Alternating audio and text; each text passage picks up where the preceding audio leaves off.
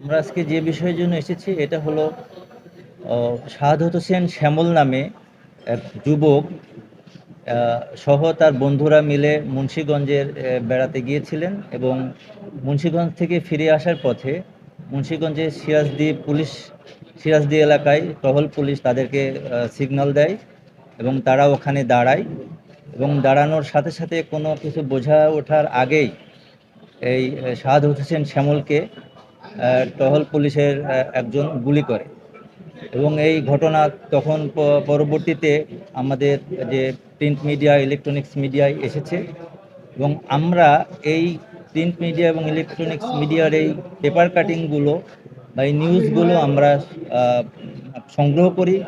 পাশাপাশি আইন ও সালিশ কেন্দ্রের পক্ষ থেকে এইটার একটা তথ্য অনুসন্ধান করা হয় এবং আমরা সেই তথ্য অনুসন্ধান যে রিপোর্ট সেটা সহ আমাদের যে ইলেকট্রনিক্স মিডিয়ার যে রিপোর্ট আছে সেইগুলো সংযুক্তি করে আমরা একটা রিট ফাইল করি এবং রিট ফাইল করার আগেও আমরা এই ঘটনাটা জাতীয় মানবাধিকার কমিশনকে আমরা জানিয়েছিলাম।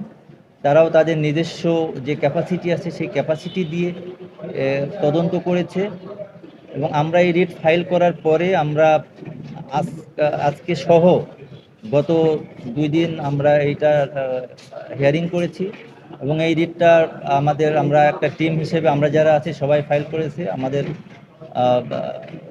বন্ধু আমাদের ডক্টর সৈয়দা নাসরিন আপা সহ আমি মোহাম্মদ শাহিনুজ্জামান সহ আমরা যারা আছি সবাই এইটার উপরে কাজ করেছি এবং দীর্ঘ শুনানির পরে আজকে বিজয় 14 নম্বর কোর্ট অনারেবল জাস্টিস মিস্টার ফিজির আহমেদ চৌধুরী এবং honourable justice mister Ziaul Haque মহোদয়ের বেঞ্চ আজকে আদেশ দিয়েছেন এবং পাশাপাশি রুল জারি করেছেন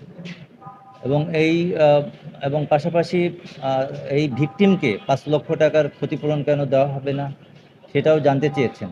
আর ইনিশিয়ালি 30 দিনের মধ্যে 2 লক্ষ টাকা ভিকটিমকে দেওয়ার জন্য অনারেবল কোর্ট আদেশ দিয়েছেন।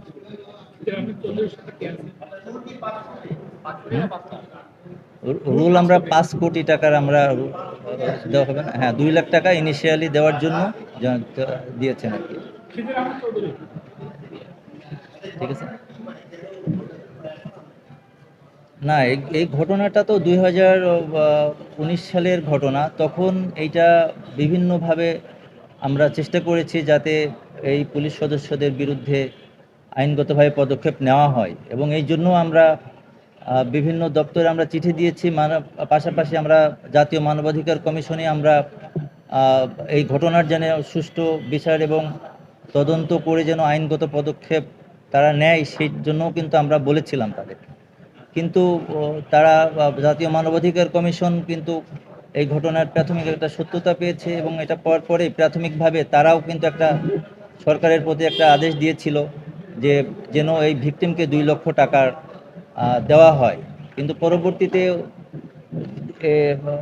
পুলিশের পক্ষ থেকে জানানো হয় যে এই যে 2 লক্ষ টাকার যে ঘটনাটা 2 লক্ষ টাকার যে জরিমানাটা সেটা যেন পুনর্বিবেচনা করা হয় এবং এই যে গুলিটা যে করেছে এই গুলি করার ঘটনায় যে সংশ্লিষ্ট পুলিশ তাকে কিন্তু যে পুলিশ সদর দপ্তরের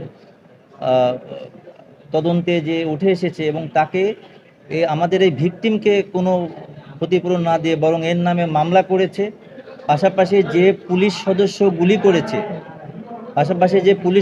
গুলি করেছে তাকে 5 দিন অতিরিক্ত তার যে 5 ঘন্টা করে অতিরিক্ত তার যে ট্রেনিং আছে সেই পিডি যেটাকে আমরা বলি সেটা যেন করে সেই আদেশ দিয়েছে এবং এই গুলির জন্য 150 টাকা জরিমানা করেছে শুধু। এই সব ঘটনার পরিপ্রেক্ষিতে আমরা সংক্ষুব্ধ হয়ে আমরা মহামান্য হাইকোর্টে রিট ফাইল করেছি এবং সেই রিট ফাইলের আজকে এই আদেশটা দিয়েছেন মহামান্য কোর্ট। এটা আমার জানা মতে এটাই আমার মনে হয় প্রথম। এটা আমার জানা নাই যে সরাসরি সরকারকে যে 2 লক্ষ টাকার যে একটা ইনিশিয়ালি দেওয়ার জন্য এটা আমার বা এর এর আগেও থাকতে পারে। থাকতে পারে সেটা আমার নলেজে নেই।